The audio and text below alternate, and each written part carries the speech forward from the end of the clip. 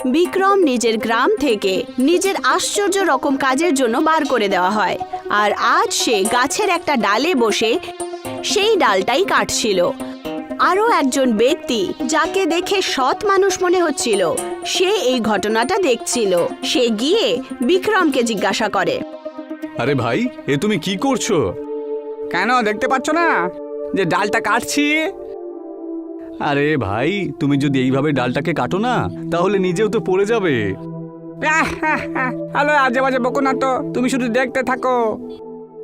জয়চন্দ্র ভাবলেন যে হয়তো বিক্রম কোনো একটা বুদ্ধি চালিয়েছে, কিন্তু দেখতে দেখতেই ডাল কেটে যায় আর বিক্রম মাটিতে পড়ে যায়।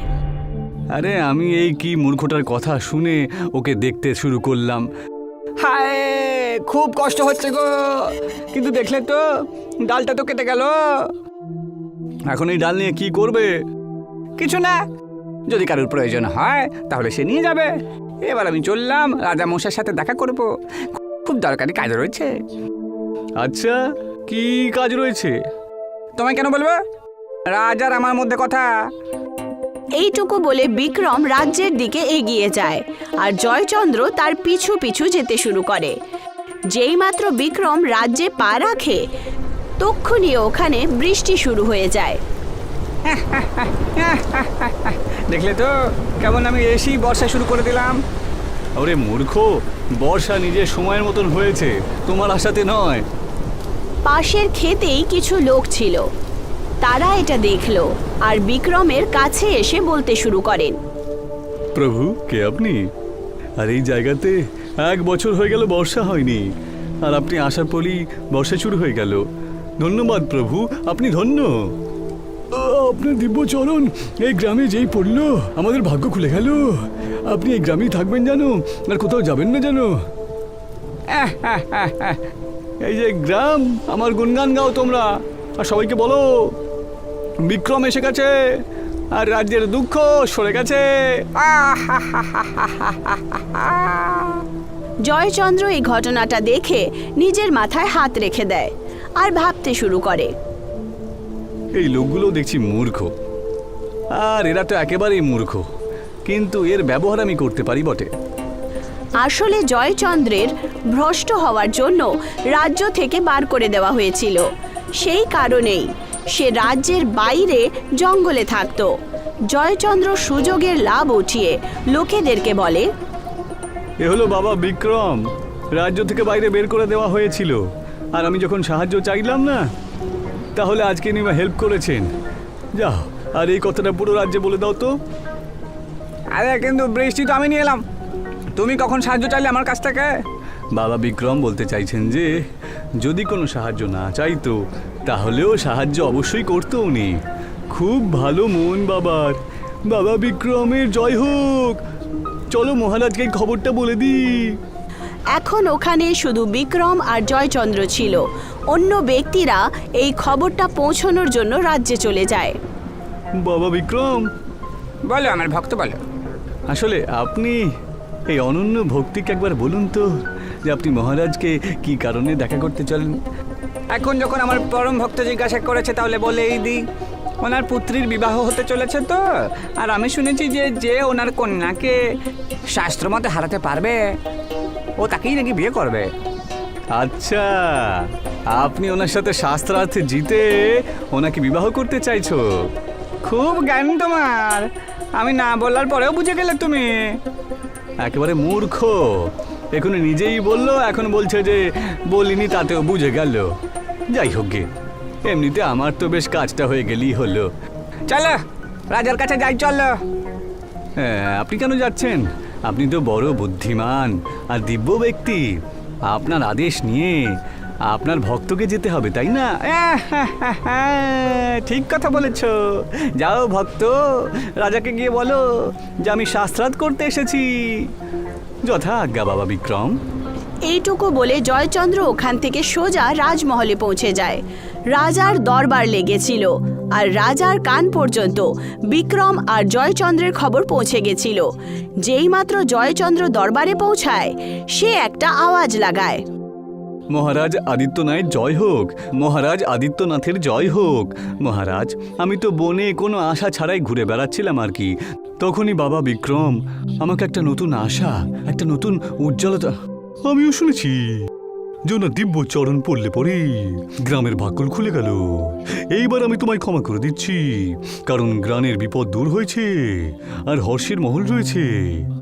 মহারাজ, বাবা বিক্রম বলেছে যে এই বর্ষা নাকি ওনার তরফ থেকে আপনার রাজ্যে একটা উপহার এনে দিয়েছে। আমি তো আভারী। আর কি বলেছেন উনি? উনি বলেছেন যে রাজকুমারীজিকে শাস্ত্রার্থে হারিয়ে ওনাকে বিবাহ করতে চায়। উনি তো খুবই জ্ঞানী হবেন আর বড় বড় বিদ্বান আমার মেয়ের কাছে জিততে পারেননি।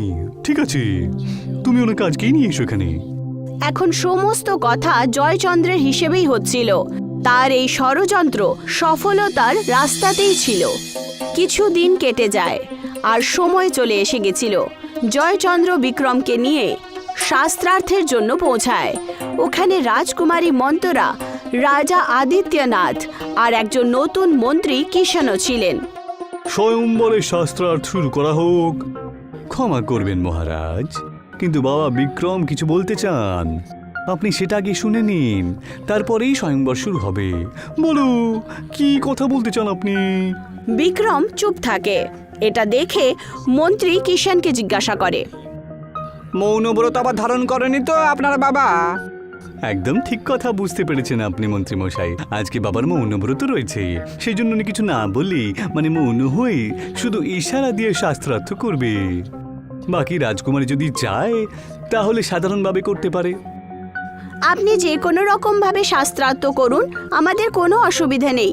আর যেই ঢঙ্গিকে এখানে এসে বসিয়েছেন, উনি যেভাবে শাস্ত্রার্থ করতে চান সেভাবেই করুক। এটা শুনে বিক্রমের চেহারার রং উড়ে যায় আর তার প্রচণ্ড রাগ ওঠে।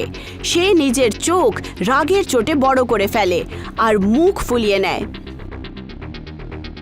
বাবা বিক্রম খুব রেগে রয়েছেন, ওনাকে ঢঙি বলবেন না, না হলে যা উপহার দিয়েছেন সব ফেরত নিয়ে নেবে আর এই রাজ্যে কখনো বর্ষা হবে না। বিক্রম দ্রুত গতিতে মাথা নাড়ায়। পুত্রী, তুমি তোমার শব্দ ফিরিয়ে নাও। লোকজনের আস্থা এই সমস্যার সাথে যুক্ত রয়েছে। উনি যদি বর্ষা করে দেন না বন্ধ, তাহলে খুব বিপদ হবে কিন্তু। ঠিক আছে বাবা, ক্ষমা করবেন। এটা শুনে বিক্রম হাসতে শুরু করে আর সহমতিতে মাথা নাড়িয়ে দেয়। 3টে প্রশ্ন করা হবে রাজকুমারীর তরফ থেকে, আর সেই প্রশ্নের উত্তর বাবা বিক্রম দেবে। কিন্তু যদি 3টের প্রশ্নের উত্তর দিতে পারেন বা রাজকুমারীর তত্ত্বকে ভুল প্রমাণ করতে পারা হয়, তাহলে জিতবে বিক্রমই কিন্তু। আর যদি করতে না পারে তাহলে রাজকুমারী জিতবে। মন্ত্রীর এইটুকু বলা মাত্রই শাস্ত্রার্থ শুরু হয় আর রাজকুমারী চুপ না থেকে প্রথম প্রশ্ন জিজ্ঞাসা করে পরীক্ষা করার জন্য। এই রাজ্যে কটা পাখি আছে? বিক্রম নিজের দুটো হাত ওপরে তুলে দেয়, এটা বলার জন্য যে সে এসব জানেই না। কিন্তু জয়চন্দ্র কথাটা পাল্টে দেয়। উনি বলছেন যে 10,000। এটা কি করে হতে পারে? এত তাড়াতাড়ি উনি উত্তর কি করে দিলেন? এর পেছনের অর্থ আমাকে বলুন। যদি পাখি এর থেকে বেশি বা কম হয় তখন? এটা শুনে বিক্রম নিজের ডান হাত বাঁ দিকে রাখে আর বাঁ হাত ডান দিকে। বিক্রম ব্যাস এইভাবেই কিছু একটা করছিল, কিন্তু জয়চন্দ্র আবার কথাটা ঘুরিয়ে দেয়। বাবা বিক্রম বলল যে যদি পাখি কম থাকে তার মানে এটা হবে যে পাখি নিজের আত্মীয়দের সঙ্গে দেখা করতে গেছে। আর যদি বেশি হয় তাহলে কয়েকজন পাখি নিজের আত্মীয়দের সাথে দেখা করতে এই রাজ্যে চলে এসেছে। ঠিক আছে, আমিও মৌনব্রত রাখবো, দেখা যাক। তারপর রাজকুমারী নিজের হাত গোল করে ঘোরায় আর একটা আঙুল দেখায়। ওনার বলার মানে ছিল যে প্রত্যেকের একটাই রচয়িতা রয়েছে। তারপর বিক্রম দুটো আঙুল দেখায়। আচ্ছা, আমার একটা চোখ উনি খুবলে নেবে? এই না, আমি তোমার দুটো চোখ খুবলে দেব। এখন বিক্রমের অর্থ তো আলাদাই ছিল, কিন্তু তারপর জয়চন্দ্র আবার বলল, আপনি আপনার প্রশ্নটা বলুন রাজকুমারী। আমি বললাম সবার রচয়িতা একজন। কিন্তু আমার বাবা তো বলেন যে রচয়িতা একজন নয়, দুজন। একজন নর আর একজন নারী। ওদের দুজনকে ছাড়া যে রচনা একেবারে অসম্ভব। রাজকুমারী কথাটা বুঝতে পারলো আর হার মেনে রাগের চোটে আরো একটা প্রশ্ন করেন। উনি আবার গোল আকারে হাত ঘোরান আর 5টা আঙুল দেখান। আচ্ছা, তাহলে উনি এখনো বলছেন যে আমাকে চড় মারবেন? নে, আমি তোকে ঘুষি দেব। এটা বলে বিক্রম মুঠো বেঁধে নেয় আর রাজকুমারীকে দেখিয়ে দেয়। তারপর জয়চন্দ্র নিজের বুদ্ধিমত্তা লাগিয়ে কথাটা সামলে নেয়। আমি বলেছিলাম যে সমস্ত সৃষ্টি 5টা তত্ত্ব দিয়ে তৈরি। আগে আর আমার মহারাজ বললেন যে এই 5টা তত্ত্ব এক জায়গা থেকেই উৎপন্ন হয়েছে, যেটা হলো পরম তত্ত্ব। রাজকুমারীর 3টে প্রশ্ন পূরণ হয় আর রাজকুমারী নিজের হার স্বীকার করে নেয়। কিন্তু রাজকুমারীর মনে প্রচণ্ড রাগ ছিল। এই শাস্ত্রার্থ বাবা বিক্রম জিতে গেছে, রাজকুমারী মন্দিরের হার হয়েছে, এর সাথে এই স্বয়ম্বরও সমাপ্ত হলো। মহারাজ, যদি আপনি আজ্ঞা দেন তাহলে আমি মন্ত্রী জয়চন্দ্রের কাছ থেকে কিছু প্রশ্ন করিব। যেমন তোমার ইচ্ছে। পূর্বমন্ত্রী মশাই, এই বাবার মৌনব্রত কতক্ষণ চলবে? এই সন্ধে পর্যন্ত চলবে, ওনার মৌনব্রত সমাপ্ত হবে তখন। সন্ধে হতে তো আর মাত্র কিছুক্ষণ বাকি আছে। আমরা প্রতীক্ষা করুন আপনি, তারপর আমরা এনার থেকে পণের কথাটা বলে নেব। এটা শুনে জয়চন্দ্র ভাবে যে এখন কথাটা পাকা হবে, কিন্তু ব্যাপারটা অন্য কিছুই ছিল। সন্ধ্যা হয়ে যায় আর কিষান বিক্রমকে জিজ্ঞাসা করে, বাবা বিক্রম, বলো ভক্ত, কি চাই তোমার? আরো বর্ষা করবো নাকি?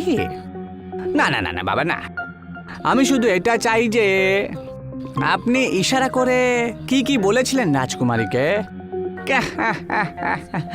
এই সামান্য কথাটা ভক্ত, এক্ষুনি বলে দিচ্ছি।